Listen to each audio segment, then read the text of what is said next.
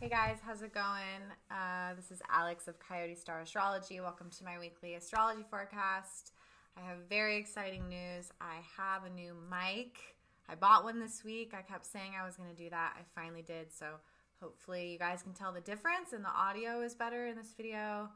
Next on the list is to get better lighting. This operating room table lighting is really scary and horrible. I'm sorry. But yeah. Cool. So what's going on this week? This is the report for the week of December 17th, 2018. I'm going to focus more on the major transits than the smaller transits like the moon this week. We start out with an Aries moon conjunct Uranus, and I think that's a good place to start. We start out with that on Monday the 17th. Aries doesn't like to be told what to do. Right? Aries is the trailblazer. I'm going to do it myself. The young warrior archetype that really doesn't like authority telling it what to do. And we have a lot of that going on in the chart right now because we still have Jupiter and Mercury conjunct in Sagittarius. Sagittarius as well is the freedom seeker, the hero's quest, the quest for truth, and is also sort of seeking to break outside of limitations by any outside authoritarian figure and really seeks freedom at all costs. So there's a lot of this going on for everyone right now, really wanting to break free and go for what we want, travel, leave a job that's not resonating anymore in pursuit of one that does fall in alignment with our truth, but that perhaps doesn't provide the security that we're looking for, to break free of a relationship that is no longer in alignment. There's a lot of this urge to break free and coming up against the boundaries that are in place by authority. Which brings us to the main topic that I really want to talk about, and I've been skirting the issue for a while now, which is kind of funny. I don't really like talking about politics at all, but when it comes to the nodal axis and Pluto coming in close conjunction with that axis, it becomes impossible not to talk about it, so I'm going to talk about it. We have Pluto conjunct the nodes this week, and during this time, this week it'll be conjunct by 7 degrees, which is close enough. It's definitely activating the nodes. And the nodal axis right now is Capricorn-Cancer. South node, which is our collected karma over lifetimes, karmic residue, things that as a collective we have accumulated and are still clinging to because it's the past. This south node is in Capricorn, which is authority. It is the government, the patriarchy, the archetypal, and I want to be very clear when I say this, I'm talking about archetypes. When I say the male archetype, not gender, these are archetypes. We all have the male archetype within us, by the way, because we are a balance of masculine and feminine energies. So yes, the archetypal grandfather or masculine archetype is represented by Capricorn. This is Uncle Sam. This is don't ask questions, clock in, clock out, make the money, get the job, work your life away, provide something for your family, slap a smile on and pretend everything's okay. This is a very non-emotional, very stoic archetype. And as a collective, we are feeling that South Node in Capricorn dissolve as we are being asked to reach for the North Node, the future, the collective future that we're all moving towards in Cancer, which is the polarity point to that axis. So it's the exact opposite. Cancer is the archetypal mother, grandmother, the nurturer, the womb, the emotional feeling space where we feel sympathy and empathy, and we go inward and we cry and we feel sadness for humanity and the environment and the animals, and we start to work about healing these wounds. So essentially as a collective, we're being asked to soften and become vulnerable. And there's a lot of resistance to this. Capricorn is tradition. So this is the way things have always been.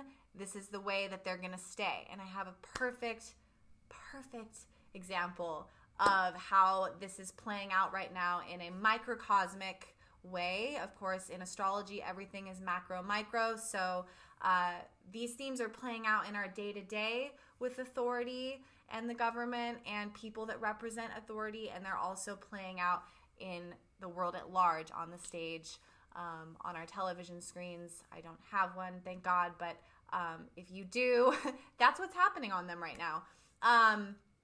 So I'm also a vegan activist. It's my other passion, and I did an event with an organization called Anonymous for the Voiceless. I'm going to put links to that down below.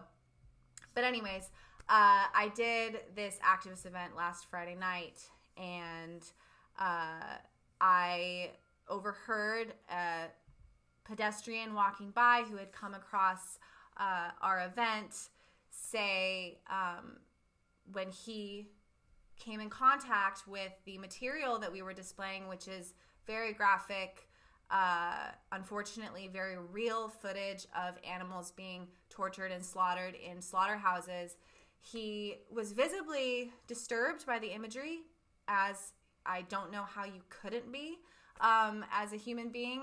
And but his response was, this is just the way it's going to be. It's never going to change. And he got really kind of aggressive and was like, you guys can stand out here every day and show people this every day, and nothing's going to change. And then to my right, there was this woman, this other pedestrian who had walked by, and she was taking in the imagery and just totally breaking down and having a very emotional reaction to this footage and this information.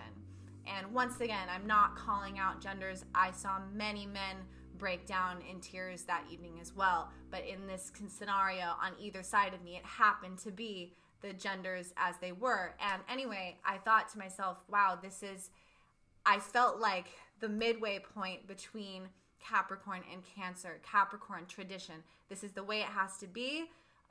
Just go to work, don't talk about it, shove the emotions down, don't process it. And then the polarity point to that, which is so much emotion that it's overwhelming. And with the nodal axis, we're always kind of trying to seek a balance between the 2 points.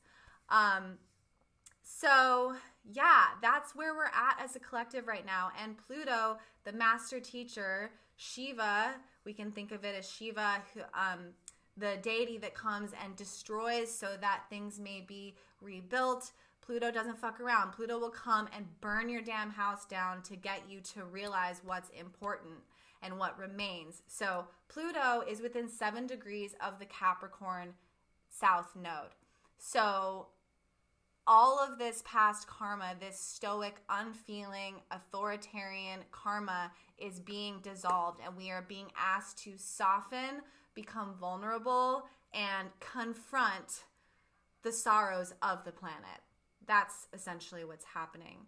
And to complement that, on Friday, we have the sun go into Capricorn, where it will conjunct the nodes later this month. So we're starting into Capricorn month, and let's talk briefly about the positive aspects of Capricorn, because there are many, many, many amazing, beautiful things about Capricorn, and we are stepping into Capricorn month. Capricorn, yes, it's the workhorse of the zodiac. It's also the one of the archetypes of the zodiac that really deals with integrity and responsibility and dependability. This is a time of the month where we can really do some quality control and really, really ground out and give whatever it is we're working towards in our life a lot of really focused attention. This is a time of refinement. Capricorn, while it might be the most spontaneous archetype of the zodiac, you can depend on a Capricorn. When they say they're going to be there, they will be. And they produce quality results. They're not going to go out and buy something super cheap just to do it quickly. They're going to do their research and get the best of the best. So this is a time when we can refine something in our life, particularly our work or something that represents our long-term goals. We can really refine that and reel that in. And then just following on Saturday the 22nd, we're going to have our full moon for the month in the first degrees of Cancer, which is going to polarize that sun in Capricorn.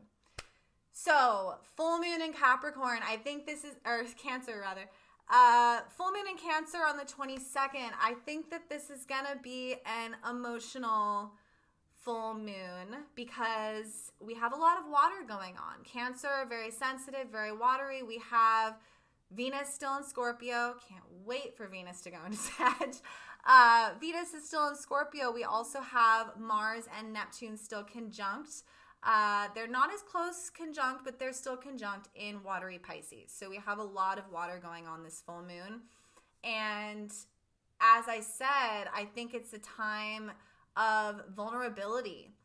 Middle of the week, around, I think Wednesday or Thursday, we have a Gemini moon that's going to oppose Mercury and Jupiter in Sagittarius, which is about truth. So there might be some truths coming to the light this week, some secrets revealed, and oftentimes that involves vulnerability and it involves softening to have compassion.